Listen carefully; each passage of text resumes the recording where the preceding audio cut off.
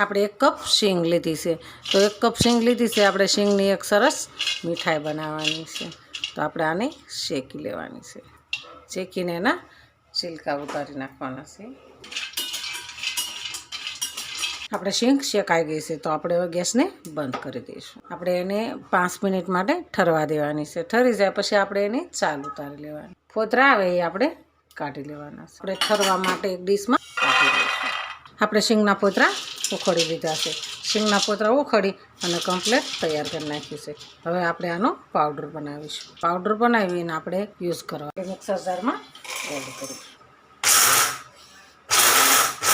આપણે super powder સરસ તૈયાર થઈ ગયો છે. એકદમ મસ્ત પાવડર બની ગયો છે. તો આપણે હવે બીજી પ્રોસેસ કરીએ. આપણે આને સાઈડમાં રાખી દઈશું. આપણે ગેસને ચાલુ કરીશું. આપણે એમાં 1 ચમચી ઘી એડ કરીશું. એની અંદર 1 કપ આપણે ગોળ નાખીશું. 1 કપ ગોળ નાખીશું. ગેસને આપણે એકદમ ધીમો કરી દેવાનો છે. આપણે હાંસીથી પકડી રાખીશું અને આપણે ગોળને ઓગાળી દઈશું. એકદમ ધીમો ગેસ રાખવાનો છે.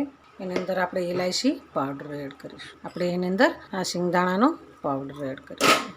આપણે ગેસને બંધ કરી દઈશું. સરસ આપણે મિક્સ કરવાનું છે. એકદમ સરસ ટેસ્ટી આપણી મીઠાઈ તૈયાર થાય છે.